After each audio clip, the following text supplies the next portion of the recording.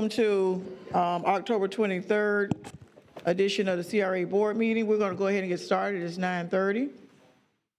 We want to thank everyone for being here this morning. Good morning. I know for some of us, we just left. And I feel like the Dunkin' Donut man, meeting myself at the door. Good morning. We're going to go ahead and call the meeting to order. Mr. Cox, are there any agenda modifications? Yes, ma'am. Item 505 will become 601. It's been pulled from consent. Okay, thank you. And who pulled it? Board Member Porter. Okay, thank you.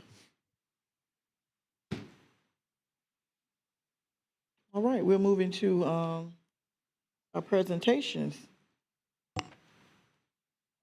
Greater Frenchtown Southside Citizen Advisory Committee update. All right, good morning, everybody. My name is Bura Demirel, and I represent Southside businesses on CRA CAC board. I'm here to give you an update about our previous meeting. Overall, our agenda covered everything from 701 and down on your agenda for today. We approved 701 and 702, particularly those two properties are very close to each other, and the board thought that it's a great use of CRA funds because it will impact main road-facing properties. So we approved 01 and 02. Moving on to 03, we also really like this project, 703. It was approved, it passed. This project previously came back to CRA a couple years ago, but that version changed to this new 703 version, and we really like that as well. 704 TLC housing project was superstar. Everybody loved the presentation, and I think you guys will see the presentation today. And 705 also $5 million improvements for the Meridian Street. That conversation also, we had a broad conversation, but eventually it passed unanimously. So that is my report. Any questions? Okay. No. And I see you say 706 is also a part of that? No, we did not. We had 706, I believe, a couple meetings ago. Happened after. Okay, all right. Well, thank you. Thank you for your report. And congratulations again on your awards you earned yesterday. Thank you. You and your family. Thank you. Thank you. On point. Mayor? Laura, congratulations. That, to be now recognized on the state level, on the regional level for your food, and on the international level is amazing within the first 2 years. Keep up the great work. Thank you. Thank you all. Thank you, everybody. All right. All right. We'll now move on to recognition of service. We got some folks who've served and they're moving on to greener pastures, huh? Higher grass. So on behalf of the citizens of the City of the Tallahassee Community Redevelopment Agency Board and CRA staff, we'd like to acknowledge recognition of service for several of our CRA volunteer advisory committee members. As I call your name, please come to the podium and receive a token of appreciation. And I would like to ask that we all come down to help them carry this hardware.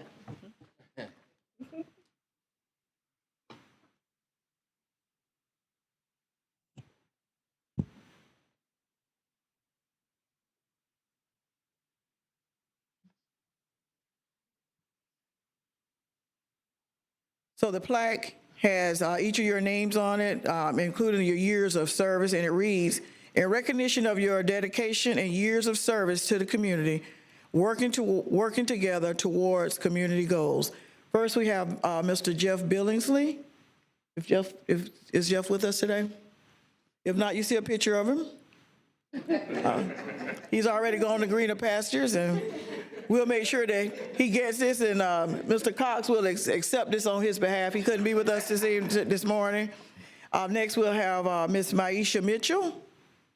Ms. Mitchell, let's give her a round of applause as she comes to our community.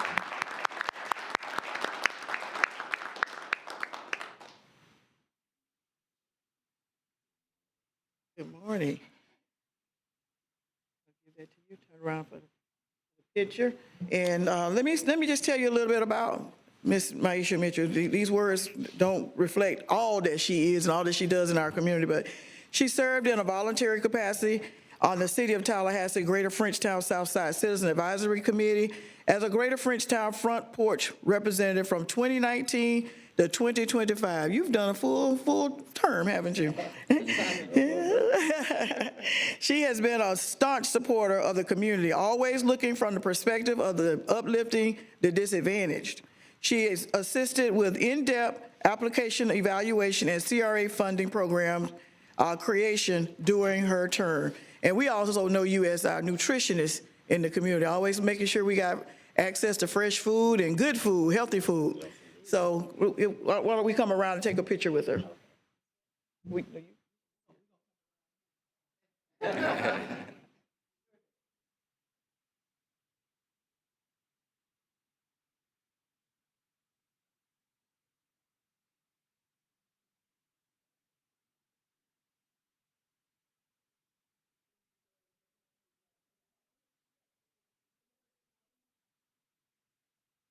Yeah.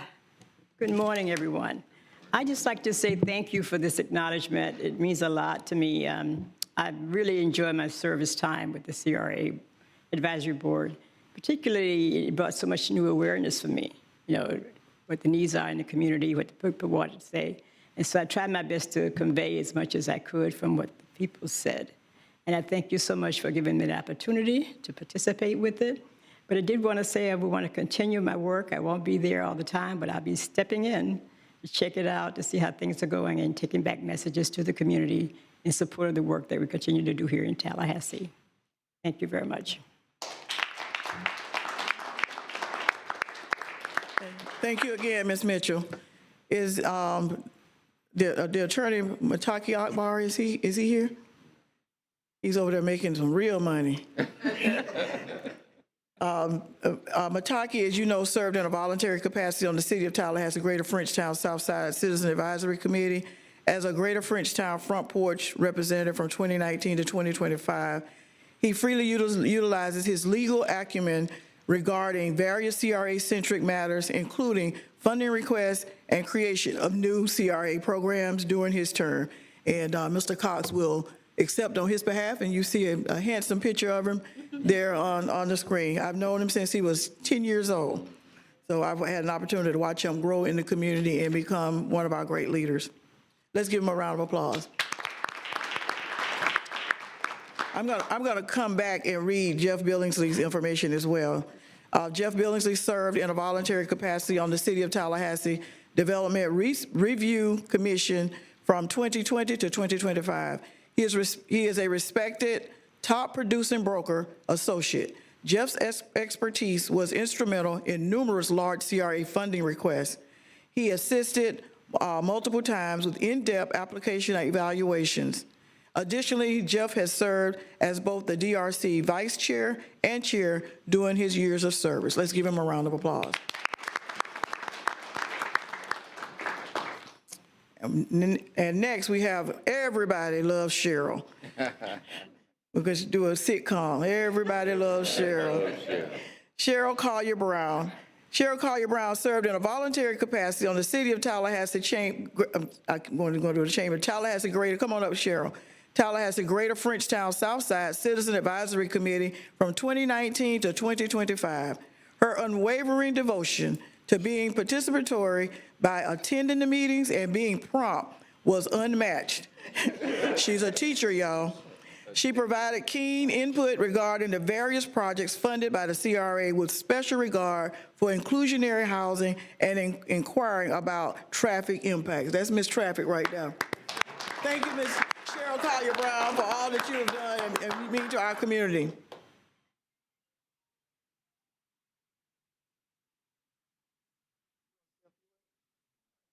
Good morning. First of all, I want to thank the board for allowing me to serve in this capacity, and she failed to release. I lobbied for my position on the CRA. CAC, because my passion is for Frenchtown, well, the whole community, but me being right there in Frenchtown, it meant so much to me. And also now I've been, can I go ahead and say? Go ahead and make your Okay. I am now on the downtown one, yes, and I am so excited because I still want to serve, and I will be attending all of the meetings at Frenchtown CAC because I still have work to do there. And I want to thank you all so much for having such confidence in me. I really appreciate it. Thank you.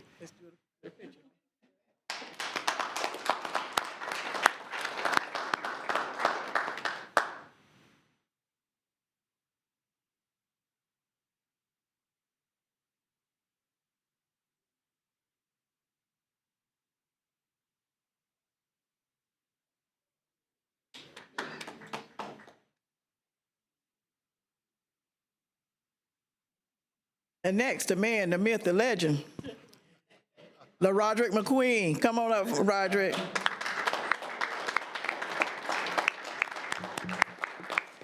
LaRoderick McQueen served in a voluntary capacity on the City of Tallahassee Greater Frenchtown Southside Citizens Advisory Committee from 2021 to 2025. LaRoderick is Assistant Superintendent at Leon County Schools with a focus on small business enterprises. During his term with the CRA, he always championed for small business participation with various CRA-funded projects. He evaluated numerous CRA applications during his tenure. LaRoderick served as the GFS Vice Chair and Chair during his years of service. And you want to make your own announcement, or you want me to make it? Okay. Roger's not going anywhere. He's just changing seats. So he's going to be filling another position on the CAC. So we're glad to have that continuity of service. He's coming out of the Capital City Chamber seat into a different seat. So we want to thank you for the time you served with us in that seat. And so my Vanna White.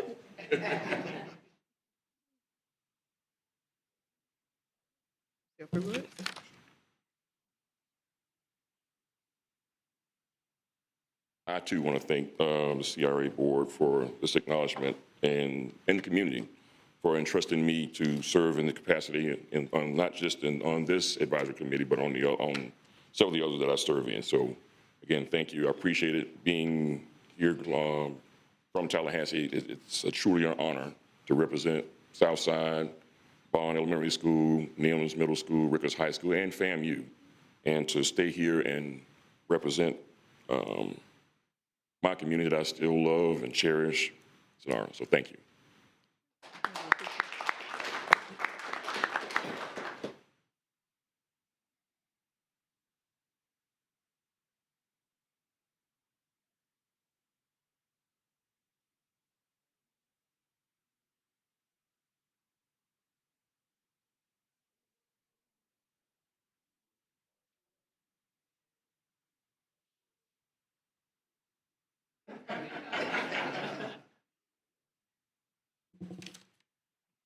All right, to continue my script put together by Sheila Williams, we wanted to publicly thank each of you for dedicating your year's worth of voluntary service to this community. Thank you for assisting the CRA and the community with fostering public and private partnerships to achieve community goals. Please join me in giving them all another round of applause.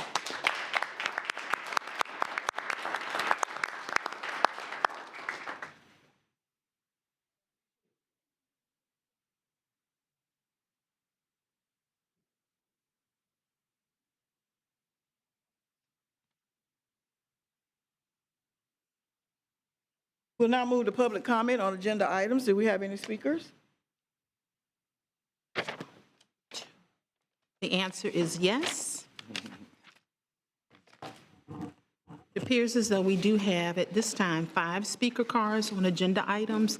I do have a card by Dr. Geraldine Harris, followed behind Dr. Her would be Dr. Vanessa Williams.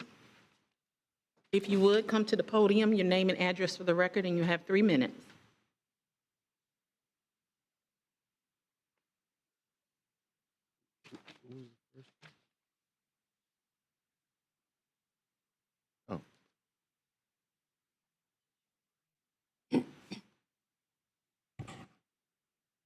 Good morning and welcome.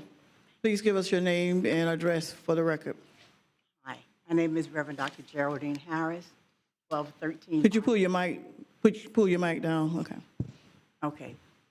My name is Reverend Dr. Geraldine Harris, address 1213 Limestone Street, Tallahassee. My name is Harry Fordham, 445 Appleyard Drive, E1-2 here in Tallahassee, straight across from yes. You may begin. Thank you. We're here representing Allen Temple CME Church regarding the Robinson Grocery Restoration Project. And we're very interested in this project because we are on the corner from that store. And we've been there all of our lives, all of our a lifetime person there. And what we would like to see is to actively work to present a cohesive foundation for maintaining the area through prayer, leadership, food drives, and community outreach. We have shared goals as wanting to work toward the beautification of the area and to present a positive community presence that garners respect from residents. We had a business and religious connection with Robinson Grocery Store because we were neighbors and customers for over 50 years. We built a united front together to support the neighborhood. The church could collaborate with the city on oversight of the building to ensure effective use that would bring a newfound appreciation for the community. Our church wants to be engaged in activities that will allow us to use the building as a means to launch interactive, creative, and educational activities in the Bond community for seniors and youth.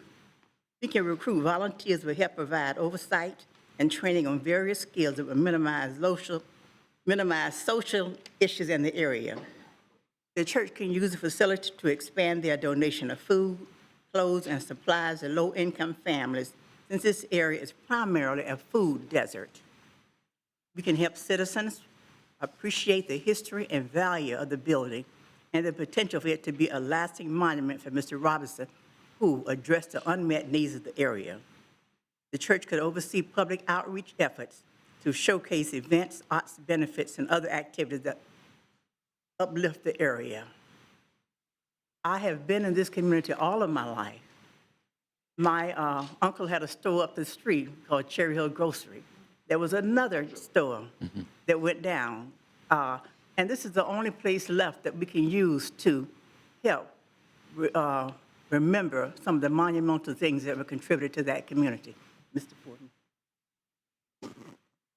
Yeah, I'd like to add the fact that I grew up in the church of Allen Temple CME Church, and the Robinson Grocery Store was a vital part of our community. I can remember as a little boy going there before and after church. And also, you mentioned that we can use that as a place where we can tutor people, seniors and students alike after school, as an after-school program. I myself have a Bachelor of Science degree from Florida A&M and in building construction, and also I'm proficient in painting, house painting, and drywall.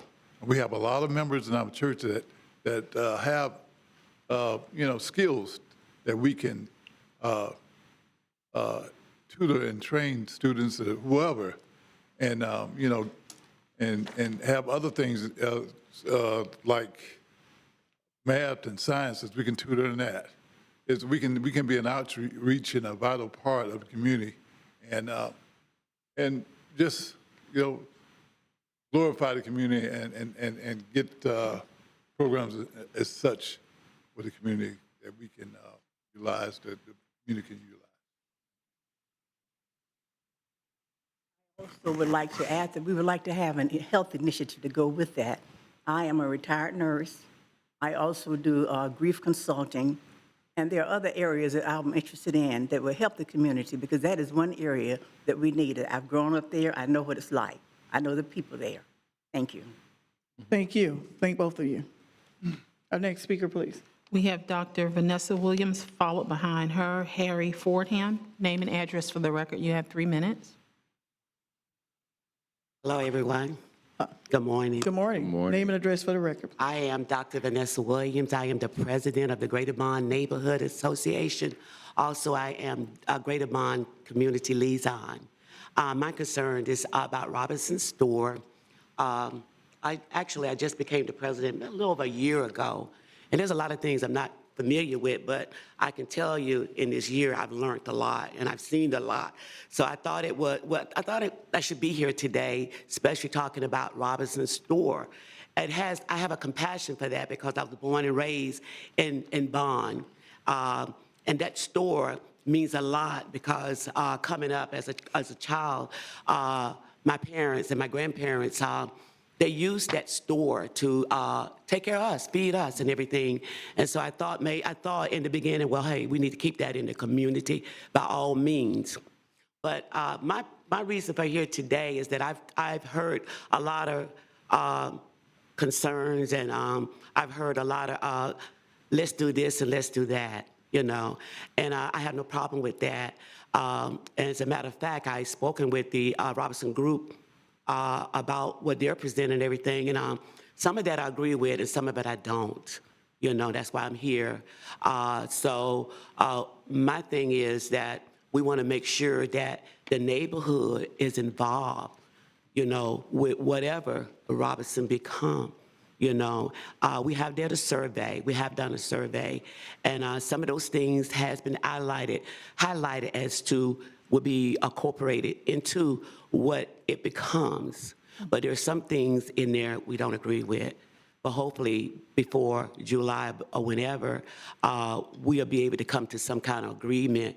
I just feel like in doing this, I'm suggesting that I know we need somebody to operate when we come together what it is. And I'm just suggesting that we get somebody that's not actually a friend or somebody so close to, but somebody that's gonna, that's real, I wanna say they're equipped and they're knowledgeable of doing what we need once we get everything together.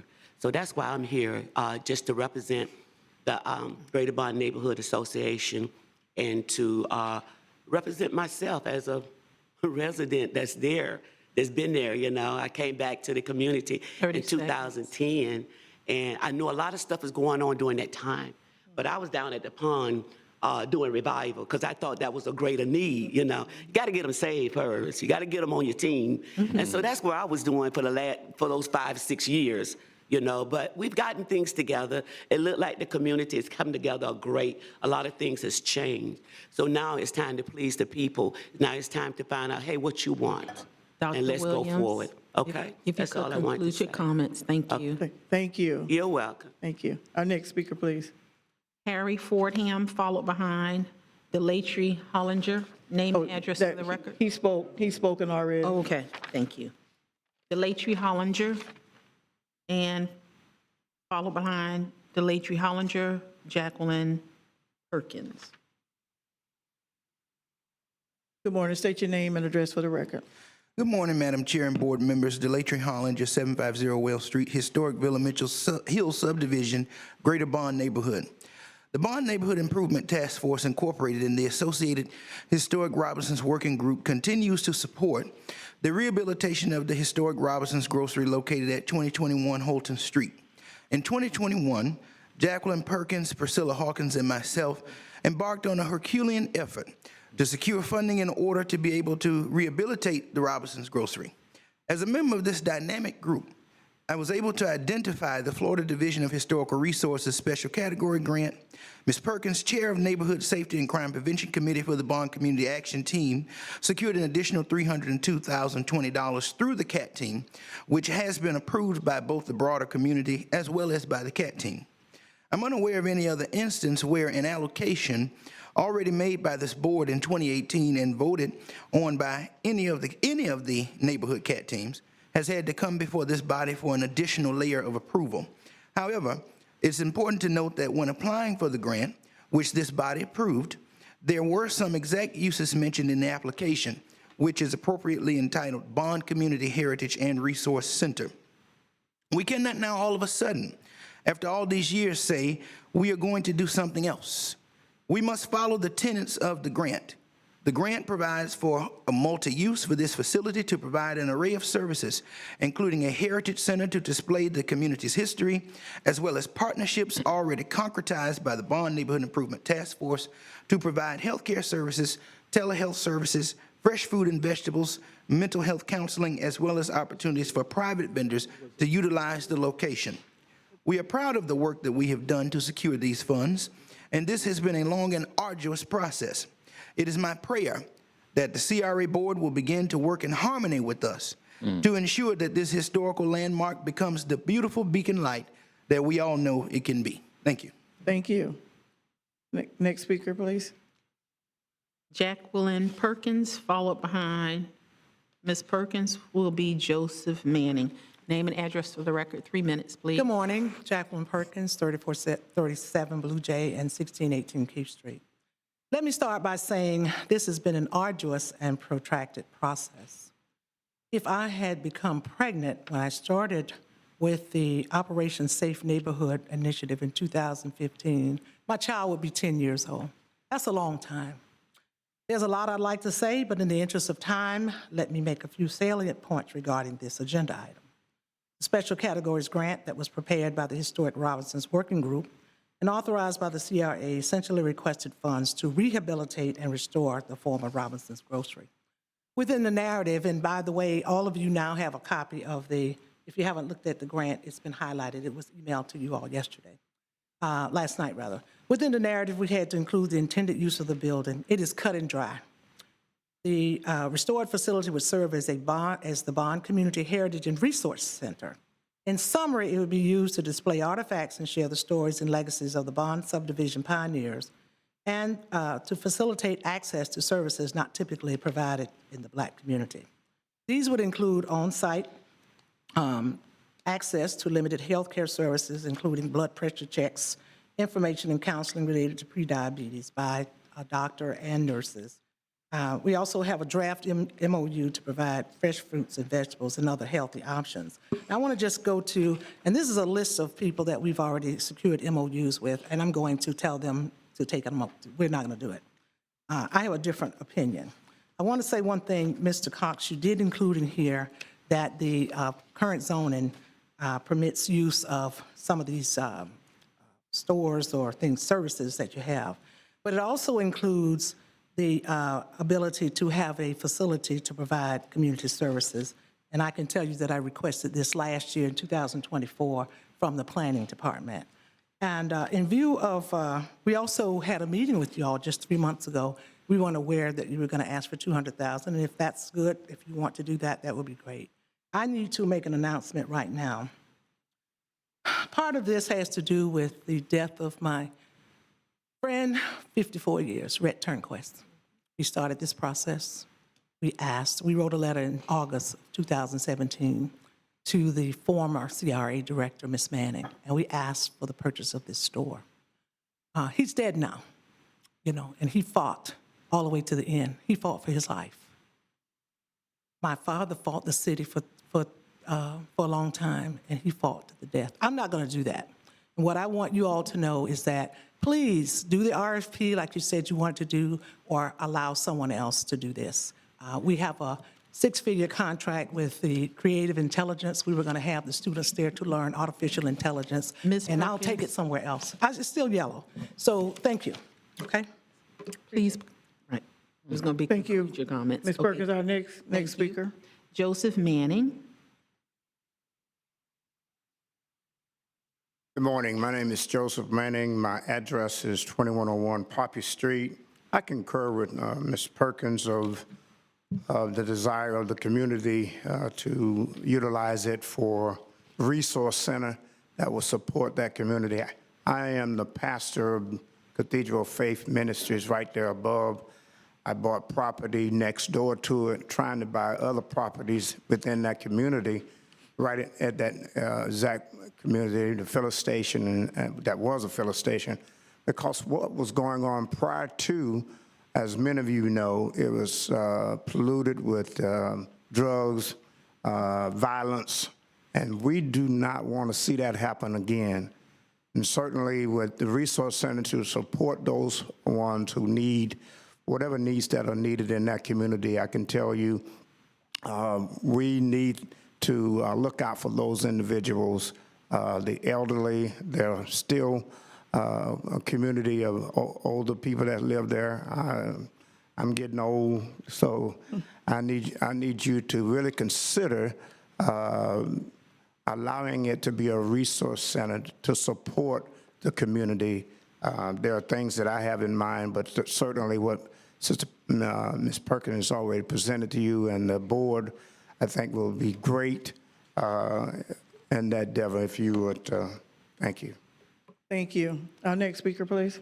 That concludes the speaker cards that I have at Okay, this time. thank you. Thank each of you for taking the time to come and speak with us today. We're going to move on to the consent agenda. We know that one item has been pulled. Are there any concerns or questions or speakers on any of the other items for consent? What was the item pulled, Madam Chair? 505 is now, 5.05 is now 6.01. Okay. Move consent, Madam Chair. Okay, it's been properly moved and seconded that we move the other consent agenda items. All in favor, let it be known by saying aye. Aye. All opposed?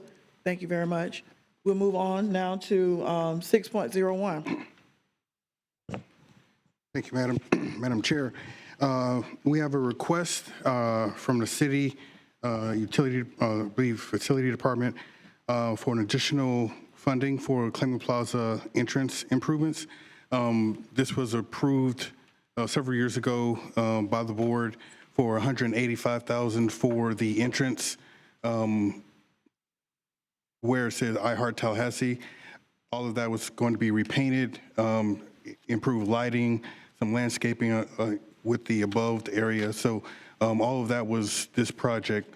My understanding is that they've put it out to bid and the numbers have come back higher. And so they're requesting an additional $115,000 in order to complete those, the scope of that project. So that's what's in front of you. We do have a representative from the city if you all have questions. Okay. Board Member Porter, you actually pulled this agenda item. You have the floor. Thank you, Madam Chair. And I'm in support of the item, but I did want to ask, are we working with or collaborating with the DIA at all on this? And I mention them not only because they're the DIA, but also because they probably use Clayman Plaza about as much as anyone with the events they host. So could anyone speak to that? I know that the DIA was involved early on. I don't know if they continued to be involved throughout the process, but I know when we, shortly after I started, the final design was being formed and designed by the contractor that was hired. So there was involvement from some community stakeholders at that time. I believe DIA wasn't a part of that, but I'm not sure when that might have stopped. Okay, thank you. And as I said, I'm supportive of the item. I just want to emphasize, as far as I'm concerned, that to the fullest extent possible that we can be collaborating with the DIA, especially as it relates to the work going on at Clayman Plaza. I think we would benefit tremendously from that collaboration. Thank you. And I'll move acceptance of option 1. Second. Okay, it's been properly moved and seconded that we go with option number 1. Any further discussion? I want to just add that I'm in reading our notes that this was from the DRC. Yes. That this was worked through the DRC, so I will hope that the DIA had continued to be involved, but it may be something we want to make sure. If it hasn't been, we probably want to make sure that it does. Commissioner Matlow, are you our DIA representative? I am. Could We you haven't make sure? had, yeah, we will. We haven't had conversations about this specific entrance project. There have been ongoing conversations about being involved in the greater remodel when the parking garage needs to be renovated and how that will impact the park and input then. So we'll continue to work with the DIA to give input then. So would you, at your next meeting, would you mention the fact that that Board Member Porter wanted to make sure, and we all do want to make sure that the DIA, if they're not continuing to be engaged, that they are continuing to being engaged in this particular piece of it? Yep, okay. Okay, all right, thank you. Okay, all in favor of the motion, let it be known by saying aye. Aye. All opposed? Thank you very much. We will now move on to the Greater Frenchtown Southside District Policy Formation and Direction. Mr. Cox, 7.01. Yes, we have a grant application for 1330 Lake Bradford Road, and Elise Fisher, she'll give the presentation. Thank you. Good morning. Good morning. So this is a CPIP request for 1330 Lake Bradford Road. This site is located at that corner of Lake Bradford and Lake Alberta. The total project cost is just over $47,000, and the applicant is the property owner, and they are requesting $33,714. The improvements here are replacing the windows and doors, some exterior repairs, painting, and flooring. This request is from the property owner. We also processed a face application with the tenant, which is Big D's Barbecue, to do additional exterior repairs, including landscaping, new signage, painting. So overall, the building will be receiving a lot of work to get that tenant moved into the space. This is just photos of the existing conditions. They also are going to be making repairs to that awning and adding awnings to the additional windows and doors on site. So staff reviewed this item and found it to be consistent with the guidelines, the plan, and the statute. In a reference to the plan, it helps support priority area 1, economic development, priority area 3, public safety, and priority 4 of quality of life. Again, these improvements will enhance the existing structure and support a local business, being Big D's Barbecue, which is needing to relocate from their existing site. We did bring this to the CAC, and they recommended approval. There was some conversation about the community benefit, and overall, they were in support of supporting this local business.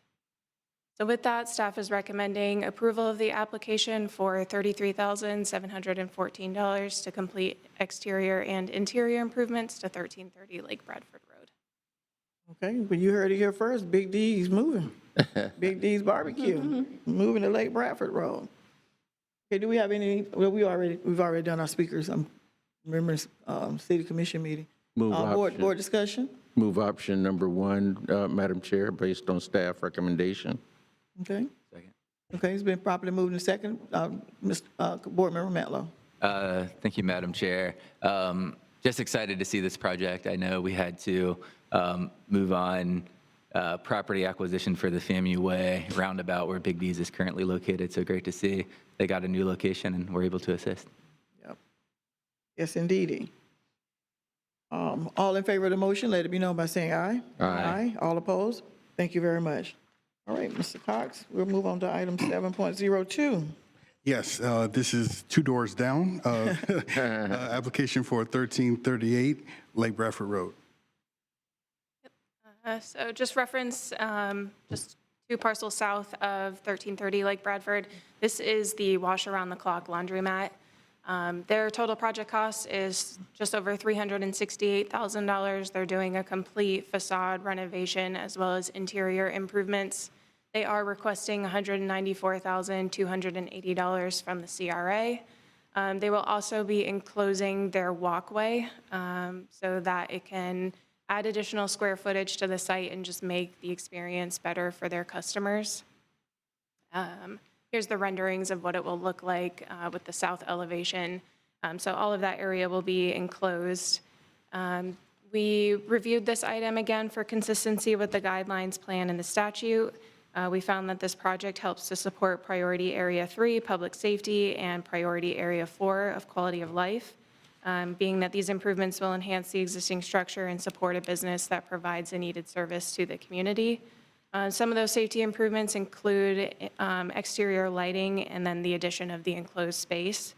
And then quality of life, providing a service that the community needs at this location. And then they also, the owners of the site provide other services, including like a bookshare library that they have in other locations, and they plan to bring that to this new location. We brought this to the CAC on September 22nd, and they had a couple comments, again, about the community benefit. This property owner also attended our expo earlier in the year, and they engaged with some of the participants in the expo and said that overall they received support for the improvements that they wanted to make, and they have engaged with the community as well. So the CAC recommended approval, and staff recommendation is to approve the application for 1338 Lake Bradford for $194,280. Okay, thank you very much. Board discussion? Move option 1 as recommended by staff, Madam Chair. Second. It's been properly moved and seconded that we go with staff recommendation. Any further discussion? All in favor of the motion on the table, let it be known by saying aye. Aye. All opposed? Thank you very much. Thank you. Right, Mr. Cox, 7.03. Yes, thank you. We have a request for a grant for $450,000. This is new construction. This item was brought to you all a few years ago, and it's essentially the project needed to be kind of tweaked, and so they submitted a new application, and that is what is being presented to you all today. And Sheila will give the presentation on this project. Okay. Right, thank you very much. Good morning. This is agenda item number 7.03, and it is the proposed mixed-use project by Kenneth Jones, the applicant, with JVP Lofts LLC. As Stephen mentioned, this should be very familiar to the board because June 23rd, 2022, the board did approve a grant in the amount of $346,000 for JPV Lofts to assist with site work and construction for this mixed-use development. After consulting with staff, the developer did decide to rescind that grant in 2023 due to some issues with some increased cost of construction and high interest rates. These increases made the financial commitment no longer sufficient for the project. The development would then subsequently reapply once the conditions were more favorable to move the project forward. So herewith, we have presented before us today's request in the amount of $450,000.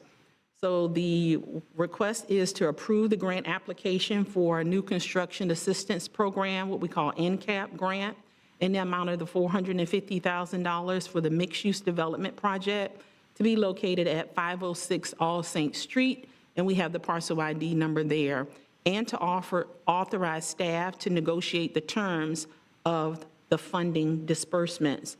So here's just a pictorial that shows what the existing conditions are of the subject property there at 506, and it shows the proposed conditions regarding the new development.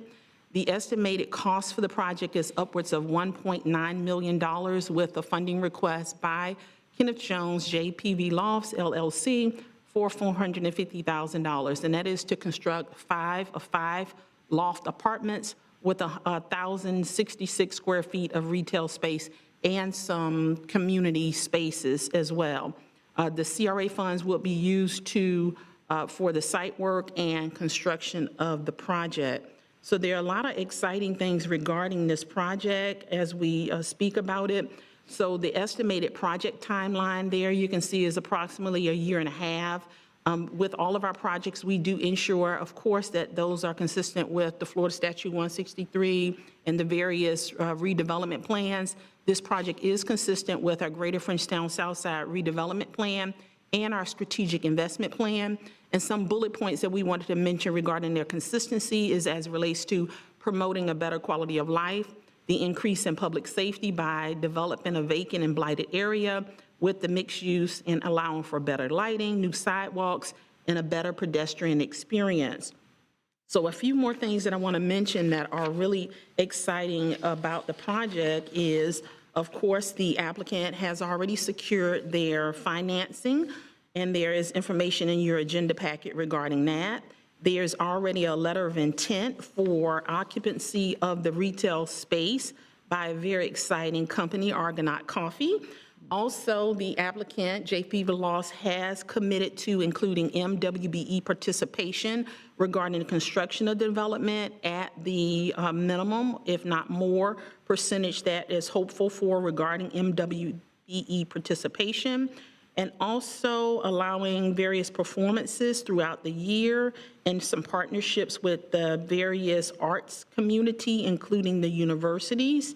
And finally, allowing certified 501(c)(3)s to utilize portions of the development a certain number of hours per month.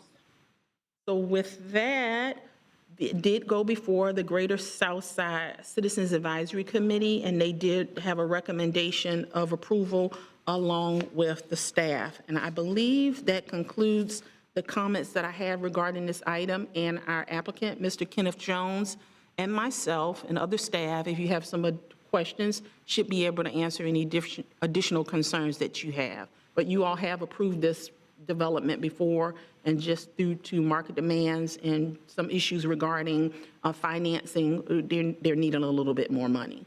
Okay. Thank you very much. Did I see Mr. Jones in the audience? I thought I did. Mm-hmm. So is there a recommendation? Move option number 1 as recommended by staff, Madam Chair. Thank you. I mentioned Mr. Jones because just in case there's something that we left out. That was a nice long list. Did we leave anything out? Thank you all again for allowing us to bring this very unique project before you. I'm Kenneth Jones, 506 Allsaint Street. The one thing that we, after being granted the grant before and coming back, it's more robust in another way, and that is after being in these meetings after the May 10th tornadoes, hearing the artists and the various artists that came before you, we added in use of the event space with certified art groups along with the nonprofits. So that's in addition to. Okay, very good, very good. All right, any further discussion? Okay, we have a motion on the table to accept staff recommendation. I'm sorry, Board Member Porter. Thank you. I just have one question, if I might. Could you clarify what does certified artists mean? Right. So one of the goals is to meet with COCA. To be a part of COCA, it's only $40. And then that way we can better manage the artists that are using the space every month. Because this is 10 years of use, free use. So we would be meeting with them. Okay, that's great. So essentially, art musicians who are already working with COCA? Yes. Okay, Yes. great. Thank you. All right, thank you, very important. All in favor of the motion that's on the table, let it be known by saying aye. Aye. Aye. All opposed? Thank you very much. 7.04, Mr. Cox. Yes, this is a new construction project, Wallace Street Affordable Housing Project. This is provided by TLC, and Karen Miller will give a presentation for you all on this. Ms. Miller, thank you and your team in blue shirts for joining us. I had to bring my cheerleaders. And let me just acknowledge, we do have Cheryl left, but, oh, there she is.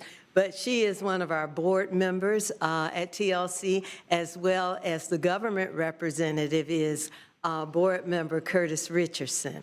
And in the audience, I can't leave them out because they're the best team in the world. I have Pamela Green, who is the COO of TLC. I have, what's your name? I have Spencer Connor, who is our development manager, and I have Haggai Construction, and I have Kenneth Tate, who is our new construction consultant. So let me just say it is a pleasure being here today, and thank you for allowing us to present. This is a first. I have never been before the CRA committee before, so I'm very excited. And as we come before you today, this is a first of this type of project that we've been involved in. So just want to say that we're excited. This is a community land trust project. Many of you may not know, but in November of 1993, TLC actually was created by the City of Tallahassee, Leon County, and 10 lenders. And here we are in 2025, continuing to fight the good fight for affordable housing. As you can see, this is the actual location of Wallace Street, and this is just a little rendering of what we have for you. We are looking at building 17 homes. We're doing 6 one-bedroom, one-bath homes, 4 two-bedroom, 2 baths. We're doing 1 paired home, which equals 2 units of a 3-bedroom, 2 bath. And we're doing 5 detached 3-bedroom, 2 baths. And this is property that we have worked with the City of Tallahassee with for a long time in your Housing and Resilience Program. As you can see again, the benefits of this project. Of course, it's affordable for our clients. It's affordable path to home ownership. We're dealing with the walking access to many transportation and businesses in the area. This is a safer and stable housing for families. And I must brag a little bit and say that our homes are very attractive as well. This is an opportunity to build generational wealth as we go through the community land trust. For our schools, we're talking about stable improvement, again, student attendance and achievement, greater parent community engagement, and stronger school networks. Here for the city and the county, we're looking at the alignment of the Tallahassee's affordable housing goals. And as we know, the CRA has affordable housing as a priority, as well as the city and Leon County government. Again, it elevates the Southside Tallahassee area. I've been asked to serve on the Southside Foundation Board. We've been working with the Southside Neighborhood Association, and we've been involved with them in training their block captains thus far. Again, we're talking about local businesses, expanding the customer base there. We're talking about the benefits of the builders and contractors where we're creating jobs. Again, continuing to partner with businesses that will be able to benefit.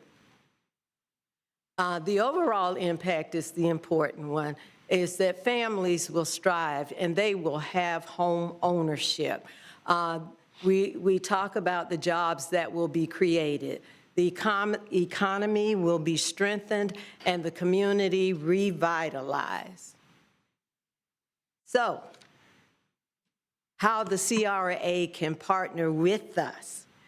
This is the money part. We are requesting $186,652.48 from the CRA to address the gap in our infrastructure budget. This amount represents 25% of our total budget, which is $746,609.90. And let me just say that Leon County has already committed $530,000 to the infrastructure budget. And if the CRA approves the $186,652.48, we will have a balance of about $30,000 that the city Housing and Resilience Division has already committed, which is about $30,000. Again, our goal is to, as we have a timeline that we're trying to meet, is to send out our bids for our infrastructure within the next couple of weeks. And for as we go through that process, we would actually like to start building the 17 homes on February the 1st. As you can see, we're looking at homes with the affordability. And again, we have not finalized the performance yet because we have not sent out the bids for our general contractors. However, please understand that we are still fighting the fight for affordable housing. This will expand for our homeowners. And let me just say, in the current 9 homes that we have in the Community Land Trust, the area median income of those families, the highest is 71%. The lowest is 46%. As we talk about the workforce, we talk about those families where they work for the state, they work for nonprofits as case managers, they work as restaurant servers, and they work in the health field as CNAs. Again, we want to strengthen the supply on the south side. We think that the model that we have is wonderful, and in your presentations, you actually will get to see some of the homes that we are. And as I talk about first again, this was the first time that we had an architect working with TLC to provide housing. These are all the services that TLC currently provides. And let me just say, we have a well-greased machine. With 7 staff members, we provide all of these services to the, not just only Leon County area, but to Wakulla, Jefferson, and I'm having a senior moment, Gaston County. Again, our staff,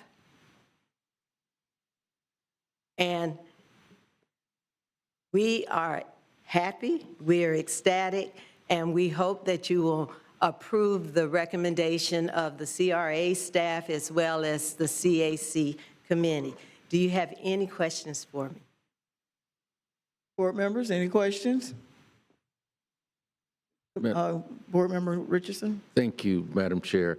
It has been my absolute pleasure to serve on the board of TLC and specifically in the position of nominating committee chairman. Karen and her staff do a tremendous job in serving this community. And as you can see from, and this is just the tip of the iceberg here, we've got an event coming up on Monday on Birmingham Street, so you all might want to be there for that. That's another one of our huge projects. And so it affords affordable housing for those who seek to be homeowners, and as you saw from the presentation, creates generational wealth, where in a lot of instances that does not exist, where people are renting or leasing. And so, Karen, thank you for all that you do. Your staff is tremendous, and so I certainly look forward to continued service on your board representing the City of Tallahassee and City Commission. And we appreciate that very much. And I personally invite you out on Monday at 2 o'clock where we're having a housewarming for our new residents that just closed last week on Birmingham. And you'll get to see, meet some of our homeowners, as well as 2 of them would like for you to tour their homes. I would move option 1 as recommended by staff, Madam Chair. Second. Okay, thank you. It's been properly moved and seconded that we accept staff recommendation. Any further discussion? Board Member Matlow? Thank you, Madam Chair. Excellent project. I'm a huge believer in the Community Land Trust. I think this is probably the largest expansion of it we've seen since its creation, which is incredible to see come to fruition. Look forward to seeing it build and hope we can support many more in the future. Thank you. Thank you very much. I would offer that we make sure we invite members of the Cajun Coalition to be there on Monday, because this is one of their big missions. And I think Mr. Stringer is their new leader, so make sure we invite him to be there. I unfortunately will not be able to be there because, as you've heard, for specialized care sometime we have to leave town. Yes. And so Monday is one of those days that I'm having to leave town to take someone for specialized health care in another community. Family first. Well, yeah, Oh, yeah. our besties Healthcare first is my chief of staff. But I know that it will be fabulous, and I look forward to the next one. Now, I know that Devin Levins is in the audience, and I know he has played a part in this. We went on a great tour some months ago with some folks from out of town here for a conference, and he showed us where this was going to be happening and that you all were going to be partners. And I'm very, very excited to see this happen in this area. So thank you all for all that you do, and we look forward to the next, because onward and upward, right? Yes, we'll be back. All right, all in favor of the motion that's on the table, let it be known by saying aye. Aye. All opposed? Thank you very much. Moving on to item number 7.5. Thank you, Madam Chair. Excuse me. We have a funding request for Meridian Street pedestrian and street safety project, and we have some members of UUPI that will give a presentation for you. I was going to say, y'all look very familiar. Hello, good morning, everybody. Welcome. I am Jenna Duncan, and I'm joined with Molly Levesque from our Public Infrastructure Engineering Division. And we're here today before you requesting $5 million for the Meridian Street Pedestrian and Street Safety Project.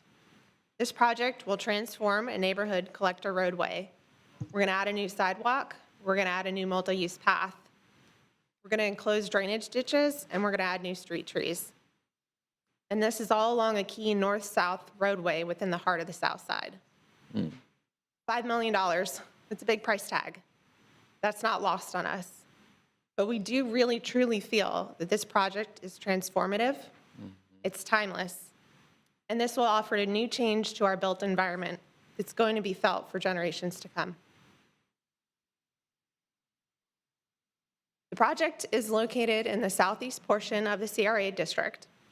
It extends from Orange Avenue north to Magnolia Drive for about a half a mile. One of the recurring themes within the Greater Frenchtown Southside Redevelopment Plan is that residents want to see a system of mobility that includes all types of transportation and one that better meets the needs of residents who do not own cars. This project meets that goal. It provides residents with various means of safe mobility and an improved infrastructure system. The project sits in the middle of two of the plan's sub-areas. As I said, it's just under half a mile, 2,600 linear feet. And it's bordered on the west by sub-area 5, which is the South Monroe Street, South Adams sub-area. That sub-area does focus on commercial redevelopment. And then it's bordered on the east by sub-area 8, which is South City sub-area. Now in your plan, both of these sub-areas indicate a need and opportunity for improved infrastructure and streetscaping. In particular, sub-area 8 has identified that there are open and unsafe ditches as an issue within that area. And like I mentioned, this project is going to enclose those ditches. Okay, so we're going to do a little bit of planning behind the desktop. Before you is a map that shows the greater context of the area, the project shown in yellow. The black lines within the map are our existing sidewalks. Now, there is an existing sidewalk along this portion of the roadway. I'm going to let Molly talk about that in a little bit when we go into the existing conditions. But like I said, the connectivity is there. We've got adjoining sidewalks all surrounding the project limits. The project is also listed on the Tallahassee-Leon County Bicycle Pedestrian Master Plan as a neighborhood network route. Basically, what this means is that this roadway has been identified as a safer means for non-vehicular connectivity. It's on a street with lower volume traffic and lower speeds. So it's safer for me to walk on this street than it is maybe on North Monroe, where I'm directly adjacent to higher speeds and more cars. So next on the map, I've labeled some key destinations that are all within a half a mile of the project limits. We've got Florida A&M University, less than a half a mile away, the U.S. Post Office, our branch library, Leon County Schools Early Childhood Programming, Country Club Park, and certainly on the north end of the project is Magnolia Trail. Also listed on the map here, certainly can't forget these. These are the shining moment, our Southside Transit Center. That project's currently underway, and it is directly adjacent to this project. Coupled with the Southside Transit Center, we have blueprints investments in the Orange Meridian placemaking plan. We have the park directly across the street, and then also the east drainage ditch improvements and Greenway Trail. That's that green line that's going just south of Town South Shopping Center. That project will terminate into this Meridian Street Pass project. Next on the map, I wanted to drop in some commercial points. This is our retail, restaurants, medical uses within the area. And this is important because as you look at it, I also added in the multifamily housing. This is just multifamily on the map. But I want you to know that this is one of the areas within the CRA that has the highest concentration of multifamily housing. Just within 1 mile of this project, you have over 4,600 residential units, plus the 17 that are just going to be built on Wallace Street. Wallace Street is about a block south of Magnolia Drive and does also terminate into this project. Lastly, on the map, I want to highlight the roadway maintenance. In red are the state-owned and maintained roadways, and in blue, the county. Our ability for altering corridors to benefit more multimodal users is limited when we don't own and maintain the roadways. But the Meridian Street Pass project not only is going to meet the CRA's plan for greater mobility, but it's going to allow us to do it in a way that we have better influence on the design and the outcome of the project. So if this project is funded, no doubt the benefits will be immediately seen. And like I said, I'm going to turn it over to Molly to talk about existing conditions. But I do want to tell a little bit of story of the planning that we did, boots on the ground. So this is not just behind the desktop, but when we got in the field, taking measurements, taking photographs, really immersing ourselves into the project as a pre-design. There's a woman on the right-hand corner of the screen pushing a stroller. She was walking from Putnam Drive down to Town South. I'm standing about where that driveway comes out on the backside. So that's about 1,100 linear feet. Our typical city block in this area is 200 to 300 feet. So she had to cross Putnam Drive, or on Putnam, cross Meridian, get on the sidewalk, walk all the way down, and cross it again while pushing a stroller with a young child. And as she came by me, you know, I'm there in blaze orange, measuring stuff. She's like, "What are you doing?" People get nervous when they see someone out there doing that stuff. I said, "Well, I'm looking at possibly seeking funding for sidewalk in this area." She threw her hands up and she said, "Praise God. Did you just see what I had to do?" I said, "Yes, ma'am, I did." She crossed that roadway 4 times. So this project, when we say it's transformative, it really will be. And I just kind of wanted to share that story with you. So the story that Jenna shared really translates into the themes of this project, which are increasing the safety along the street corridor and creating a sense of place. We want to look at both the traveling public who are in vehicles, creating a safe roadway for them to travel down, and at the same time create a place for non-vehicular uses, so pedestrians, cyclists, moms with strollers, and make sure that they are not just getting their minimum needs met with a roadway and a sidewalk, but really making that experience safe and comfortable for the mom, and when that child gets a little bit older, riding his bicycle down the street. You can also see in this photo that convenience is always going to drive human behavior. So the mom with the stroller obviously was being a good mom and taking care of her kid and going to use that sidewalk, even when it's not necessarily convenient for her. This gentleman here, it's convenient for him to walk on the other side of the road so he doesn't have to cross it 4 times. But what this does is create potential conflicts between him and vehicles, and then in turn, vehicles trying to swerve around him and other vehicles. So it creates an unsafe pedestrian corridor simply because humans are humans and we want to walk the shortest path between 2 points. This photo gives a really good view of the typical section along this roadway. It's a flush shoulder, ditches on both sides. And don't get me wrong, us engineers love this typical section. It's very efficient. There's good hydraulics for getting water off the roadway. It's easy to maintain. It's a great section.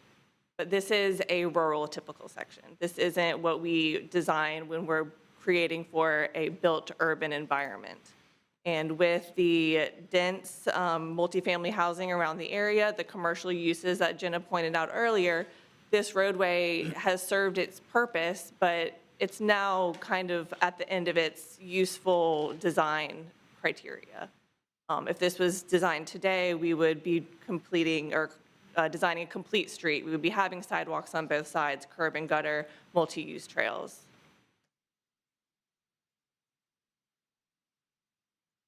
Here again shows some of the roadside ditches next to one of the daycares along the corridor. And again, it kind of shows you that with the rural typical section, you have limited opportunities to create that easy pedestrian network adjacent to the street shoulder. So that ditch creates, takes up all of the right-of-way and really doesn't give an opportunity for a pleasant walkable or bikeable experience adjacent to the street.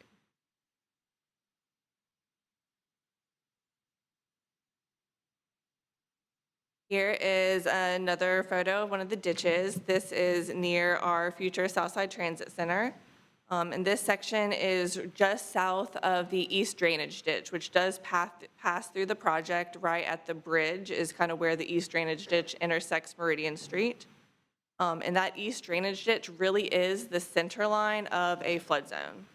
So I point this out just to make sure that we know that it's here. It's going to cause some additional design considerations, some additional stormwater modeling, and some careful design to make sure that we are not making, the project doesn't affect properties downstream or upstream of this project. So as Jenna mentioned earlier, this is our proposed improvement section, a 6-foot sidewalk on the east side of the roadway with a 10-foot multi-use path on the west. Full curb and gutter, green space between the multi-use trail and the sidewalk and the roadway, and enclosing all of the drainage ditch with an underground pipe network. Here you can kind of see a better perspective view of it with the underground drainage system and the street trees, which really do provide multiple benefits along the corridor. One of those is shade. We obviously have very hot summers, so providing shade for mothers and children walking and biking to school. It also narrows the field of vision. I think I mentioned previously that the closer your field of vision is naturally causes drivers to slow down, and slower drivers in turn produces less severe crashes if there is a crash along the corridor.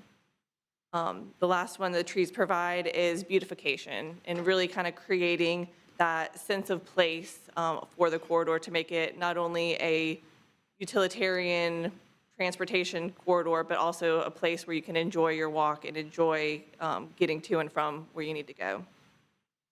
It does tie in nicely to the two kind of flanking roadways. To the north, we have the Magnolia Trail project, which is segment by segment transforming Magnolia Drive into a very similar roadway segment.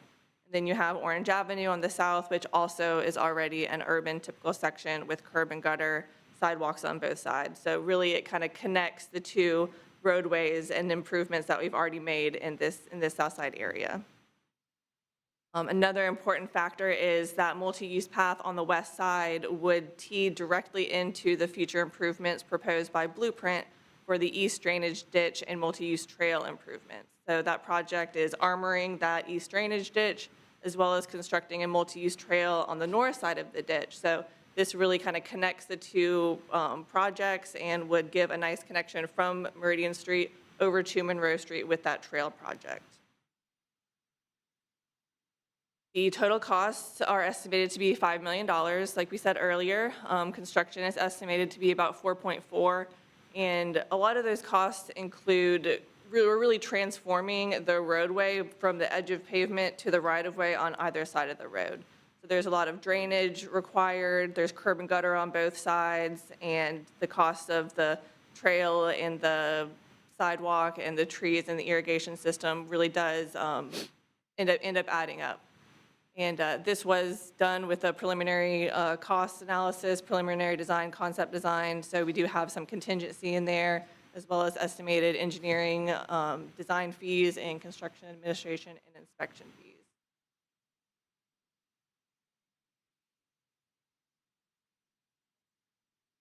One thing I want to mention, this project is within the MMTD, so our Multimodal Transportation District. We are required by code to put bike lanes on the road as we redo the roadway. Because of the constraints of the right-of-way, we can't accommodate bike lane northbound and southbound. So that is one of the reasons we're proposing to meet the intent and actually probably exceed the intent of the code by incorporating the multi-use trail. If we get CRA funding today, we can begin or continue planning immediately. That would bring us through schedule-wise spring of 2026. Design is estimated to take 2 years, summer 2026 to summer 2028. We'd go to bid shortly thereafter, with construction commencing in fall of 2028 and ending in fall of 2029. This schedule, as I mentioned earlier, that blueprint project for the east drainage ditch and the multi-use trail, our schedules are pretty close looking at it overall. So there is potential funding opportunities to leverage those projects and construct them together with Blueprint. We've done this in the past and partnered with Blueprint, have one contractor, one construction timeline. It saves on costs and also saves on disruption to the traveling public. So there is an opportunity that if our schedules align, we get that leveraging opportunity with that Blueprint project. And so that kind of concludes our presentation. Investment follows infrastructure. That's something that our CIC mentioned when they approved this project. The greatest return is probably more immediate, and it's not necessarily monetarily, as I proved with one story, one moment in time, one person. But really, like I said, this project will transform the CRA and the surrounding Southside community. We're happy to take any questions you may have. Move staff recommendation. Second. Okay, it's been properly moved and seconded to move staff recommendation. Let me just say that I'm very familiar with this path. I travel it to get to, from on the south end, I take Orange Avenue to Meridian to get to that shopping center, to my husband's favorite eatery there, as well as some of the other services that are provided in there. And Tempo used to have an office in there as well. And to the north, I travel Magnolia to get to Jim Lee Road to get to my house, but I haven't been able to do that lately, so I'm having to use Meridian a lot. And so but my question was going to be the timeline, because my neighbors and I are getting real antsy about Magnolia opening back up so that we can get down in there. And if anybody's listening, if you could just at least open it up to Jim Lee Road, that would certainly help us a lot, because that part is already done. So if you could just move those barricades so we can get down in there, then we don't have to travel through Indian Head to get out. So I'm very familiar with that, and you're absolutely correct. Those ditches are just notorious, and it scares me, it worries me. And just a few years ago, we had ditches like that on Orange Avenue, and we see what the improvements the difference the improvements have made on Orange Avenue, and we look forward to that. And I love all of this concentration of construction of homes and the South Side transit facility, and all the other infrastructure in the park across the street, all those things that are happening in there with great synergy to make that area an improved area. So I'm really excited about it. I got to wait to 2029 though to have the full experience. So in doing this, will the plan be to close Meridian completely, or will you be able to do it in sections, or how will that be done? So considering the roadway width and most of the construction is constrained to one side of the road or the other, there may be opportunities to maybe one lane it with flaggers. There will be, of course, certain times where a pipe crosses the roadway and we do need to close it, but I don't anticipate a full road shutdown for a long duration like some of the other projects that we have. Very good, very good. Any other discussion? You know, I am so touched here this morning and proud of the fact that when I came to the City Commission 10 years ago, this was one of the first things I advocated for as a member of the CRA board, and that is including South City in the Frenchtown South Side CRA. It was, the original intent was to help provide funding for what is now Columbia Gardens at South City through the Tallahassee Housing Authority. But we envisioned even more for the south side of Tallahassee. I live within a mile of this project, and I take Orange Avenue all the time to get to various destinations on the south side of town.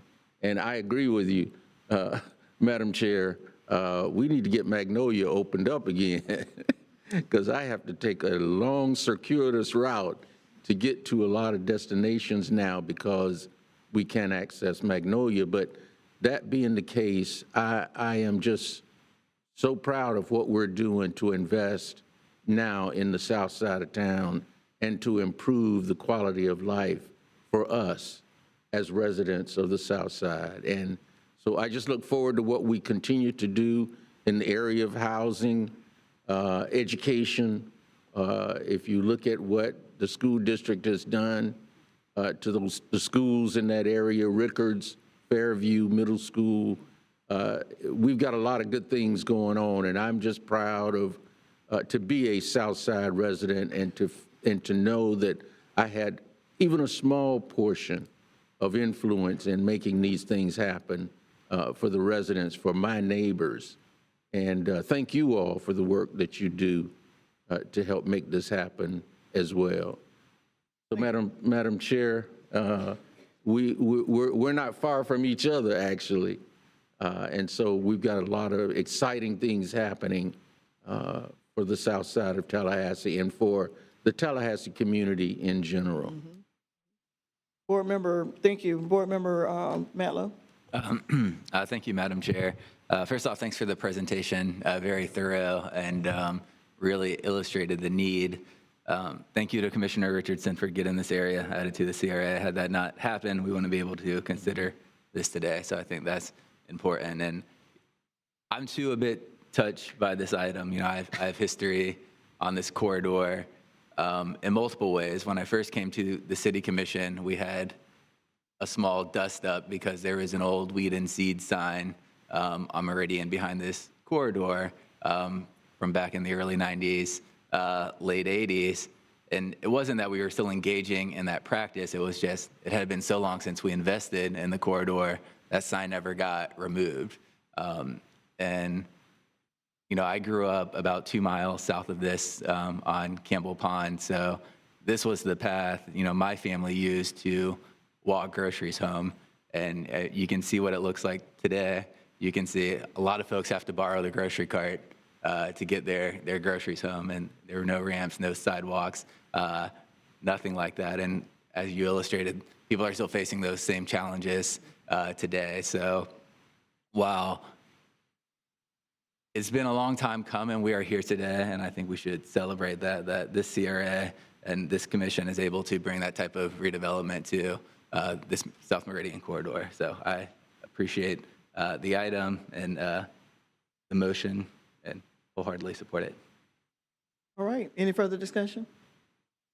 The motion that's on the table is to accept staff recommendation. All in favor, let it be known by saying aye. Aye.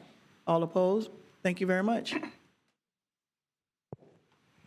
I'd like to take a quick break because Attorney Mataki Akbar has joined us, and we need to honor him for his service on the CAC. So if you would come down, you all come and join me, make his presentation.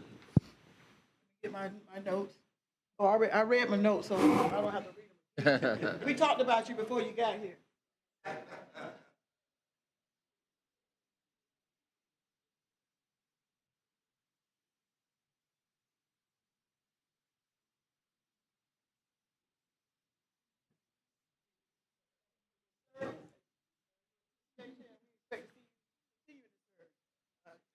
We talked about you a little bit. I told him that I've known you since. Okay, so go ahead and say something. Yeah, good to see you. I just thank you all for the opportunity to be able to serve on the CRA. It was one of the, I think, greatest experiences I've had as a resident of the city of Tallahassee, to have direct impact on not only policy, but also what comes back into the community. So I appreciate the opportunity. Thanks for the.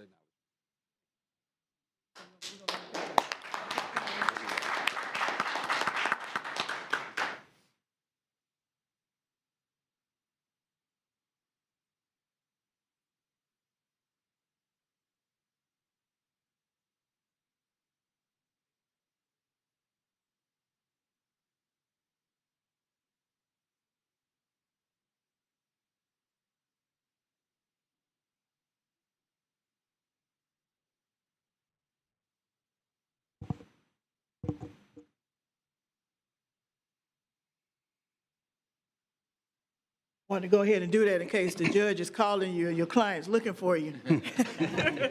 Go make that money. Okay, item number 7.06, Ms. Cox. Thank you, Madam Chair. So want to give just kind of an update on where we are with the Robinson store. So we've been working, we've found the architect. The architect has completed their plans. We have put it out to bid for a contractor that has a historical preservation background based on a requirement from the state grant.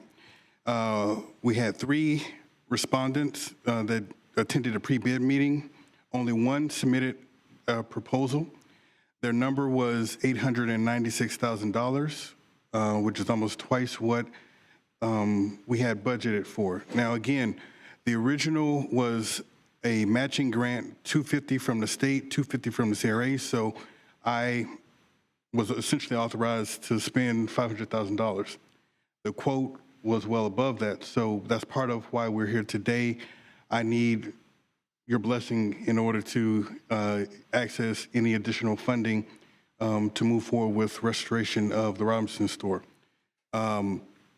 So if we're able to receive the funding, next steps would essentially be entering into an agreement with Tip Top Construction as the contractor and move forward with restoration. We did get the extension from the state, so we have until June, the end of June, but I'd rather be completed well before that. But we are ready to go as soon as I have access to the necessary funding.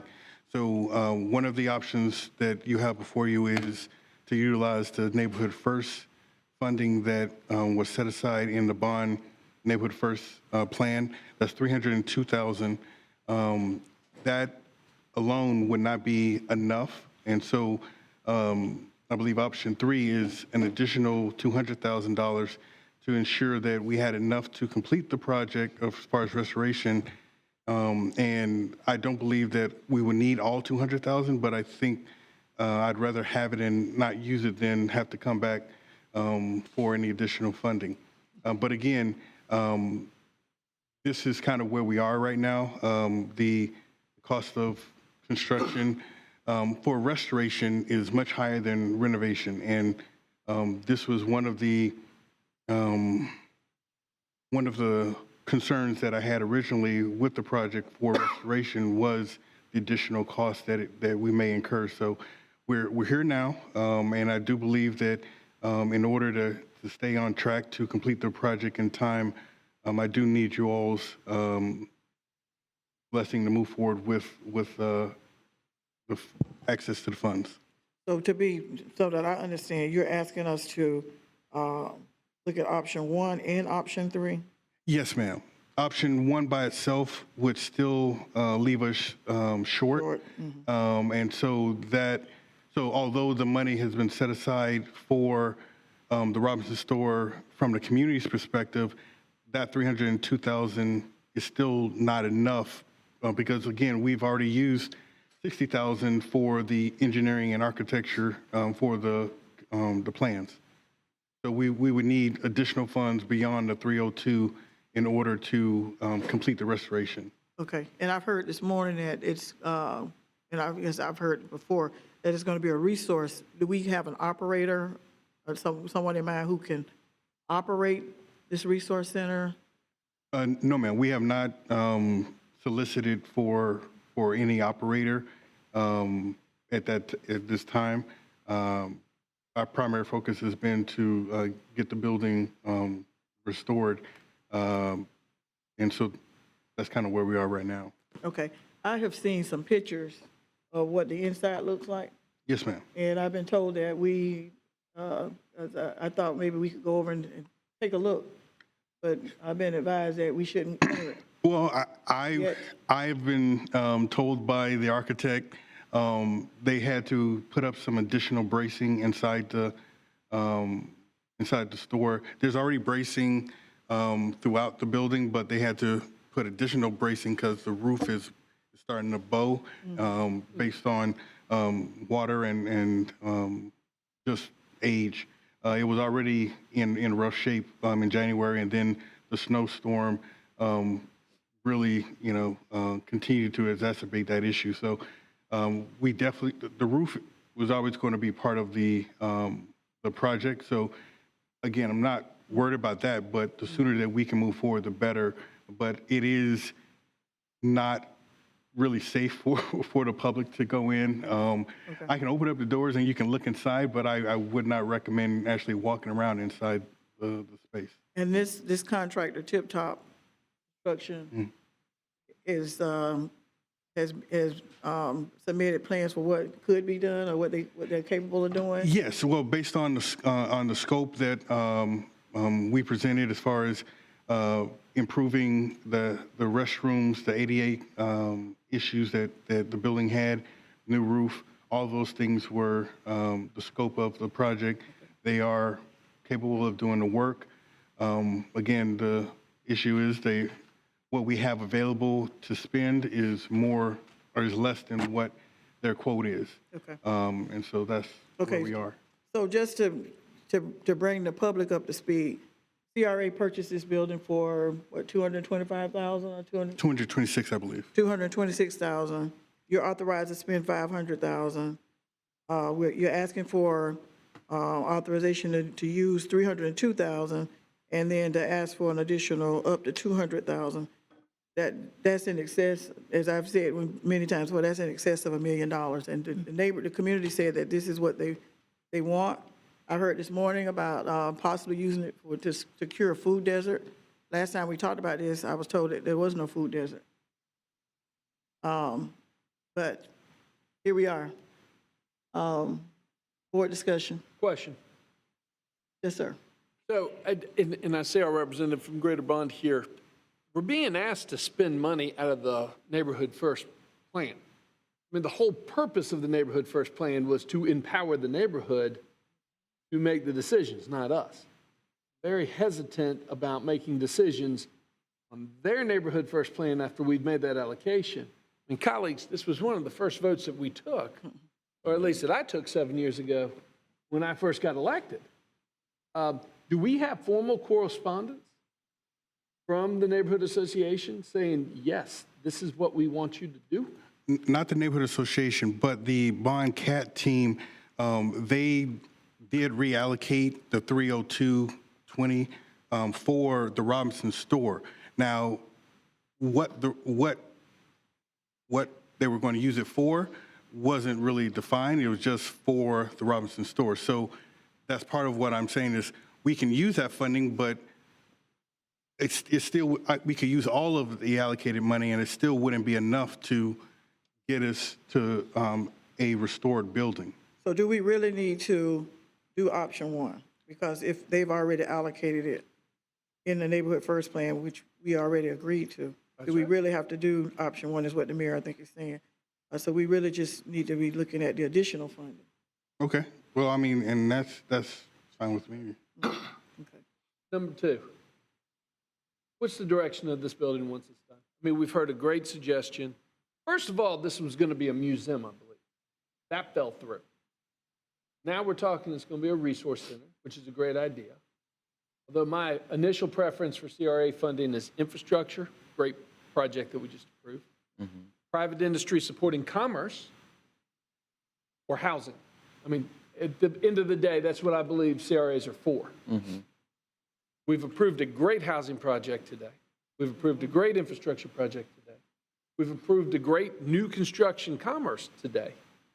Now, if we're heading down the route of some type of a grocery food desert solution, which I think is viable, then I would like to expand this conversation, include formally the city, to see if we can find an operator that can operate both Alabama Street and this as two neighborhood grocery stores and move forward jointly.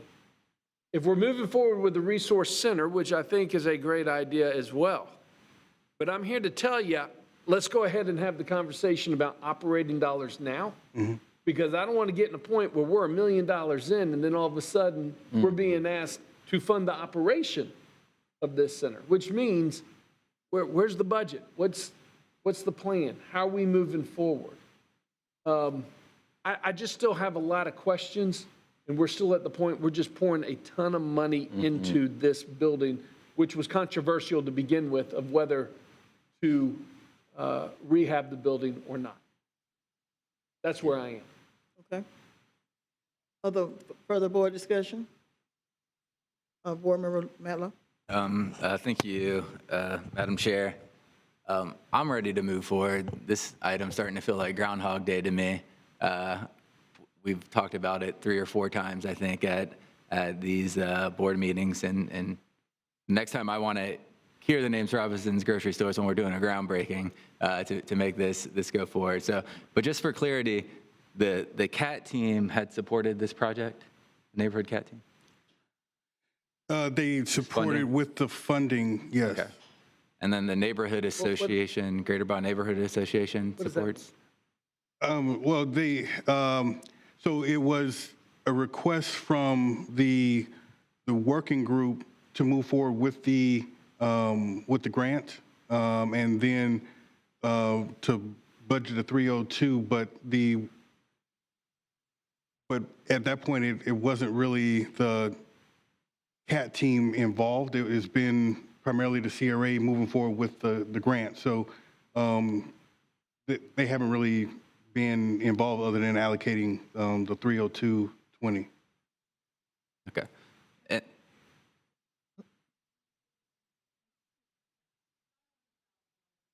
Ms. Perkins, we've had your comment. This is board discussion now. So, and so option one, that money's already been approved. We don't need to take action on that? Yeah, that's what I'm saying. Okay, I understand. We don't need to deal with that. Okay, so then what I'd like to do, and I'm open to the conversation the mayor wants to have about future use of the property, but I'm more concerned with the condition that was just described. You know, we don't have months and months and years to not get this construction under contract and get that roof from falling in. So in the spirit of making sure we're moving forward with the project and we can have those broader conversations about use in the future, I'll move option 3. Second. Okay. It's been properly moved and second for option 3. Further board discussion. Yeah, I agree. I'm going to vote for this because we're in it. I mean, we're this far in. We can't just abandon the project. But I want to state for the record that I am disappointed on how we have gotten to this point. I don't think that I am not happy with how we got to this point. And I am going to withhold judgment on what the final product will be after the renovation is over. I am not committed to anything in particular yet and look forward to hearing all the options of what this facility can be for the neighborhood. All right. And I just want to add that Executive Director Cox did what he was supposed to do. Because it was learned that these additional funds were needed. Yep. And he brought it to us to make a decision. Yeah, I mean, what are we going to do? And right, so he's done what he's supposed to do, and so now we got to do what we're supposed to do. And as you said, we're in it. Right. Yeah. And so at this point, I would like to say that after this, I cannot, in good judgment, support any additional funding from the CRA without having something to see or know where we're going. We're just more money in, and we need to see something coming out at some point. at least knowing what we're working towards. And I know it's a resource center, but I've heard a lot of things included in that list of resource centers. And even I heard the neighborhood association president say some she agree with, some she don't. So there's still some conversations that are going on that we don't have to be a part of, but we need to know at some point, what have we authorized to happen here in this location? And so I'm like you, Board Member Matlow, it does seem like Groundhog Day, but this had to happen so that the additional funding could be authorized or not authorized, so they know where to go next. Yeah, Madam Chair. Mr. Mayor, I'm sorry, but You're okay. Sorry. Yeah, just Board Member Richardson. very quickly, question for the executive director. So what we're looking at now, is, as we talked about during my briefing, is just a shell of a building. There will be nothing inside that would suggest what the function of the building would. No, sir. It'll have new restrooms, an office, and essentially open space. It'll have new electrical outlets, all that kind of stuff. So Right. it truly could go a number of different directions. And part of we worked with the architect to try to make it as standard as possible because we didn't know. So it will be essentially a white box, and whoever is the operator, they will put the final paint color and furniture and those kinds of things. But it'll be enclosed, fully ready to go building. Yeah. So we need this $200,000 to get to that point. Yes, sir. Hold the roof up. Yes, sir. Wow. Yeah. So, and I know we don't have to be involved and won't be involved, but I would certainly hope that the CAT team, the neighborhood association, and others would kind of come to some agreement on, what we're spending all of this money, because in the end, we're going to be accountable for how taxpayer money is being spent. Yes, sir. And what I would say is I don't have a preference on what the building is going to be used as. Yeah. My issue is who's going to operate it and maintain it. Right. And it's one thing for a member of the community to want this or this. Do we have operators willing to do that? Because if we can't find an operator for a grocery store, but the community wants a grocery store, we can't make that work. So it has to be something that we actually have the ability to find an operator for, because my understanding is we were not going to keep this long term.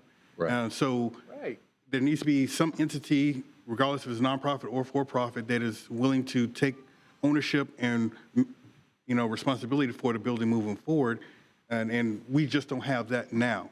And so that's part of the, until we find that entity, we just won't know who's capable of actually doing whatever the community wants. Here. I agree on both points. We're spending $200 basically on the shelf, and we have to do this. We can't hand it. Yeah. Absolutely. But Madam Chair, I agree. I mean, look, to my knowledge, we do not have consensus between the CAT team and the Neighborhood Association, nor have we since the beginning of this project. And it was quite the debate. Do we keep the building? Do we not keep the building? Mr. Executive Director, you bring up great points. What is the expectation? Is the expectation that we, the CRA, maintain ownership and someone rents or operates? What is the expectation for dollars for operation? Do we expect somebody to come in and buy from the CRA and completely operate separate? These are all big questions, and a lot of it determines on who is going to be in this space. That is the big unknown right now. Yes. So I agree that today's action is necessary. We have to finish the building. We are in too far at this point. We have to finish, make it structurally sound, so that we're in a position to take it to the next step. Yeah. I'm just saying I am frustrated of how we got here and the big questions that are still looming. Okay, any further discussion? The motion on the table is for option 3, to approve the use of CRA funding to complete the necessary improvements not to exceed $200,000. All in favor of the motion, let it be known by saying aye. Aye. All opposed? Thank you very much. All right. Moving on to downtown district policy formation and direction. Do we have any items? No items for downtown. What about for both districts? Any public comments on non-agenda items? No, ma'am. All right. Sharing of ideas, board members? Board Member Matlow? Thank you, Madam Chair. And I meant to bring this up on the Meridian Street item because it mentioned funding for, or not having funding for lighting. Is there a lighting plan for the corridor for that project?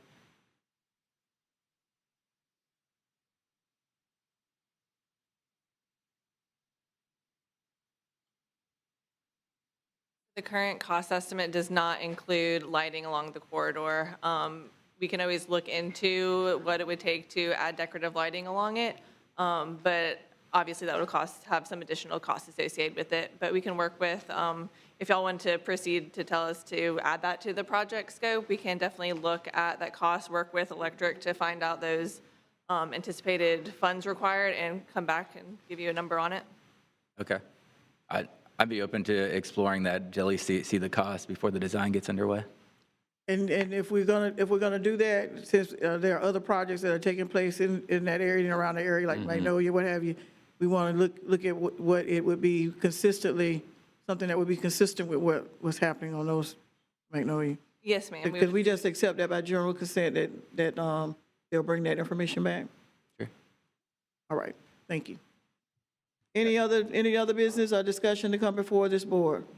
Hearing none, we're adjourned. I can run. Thank you all. Thank you.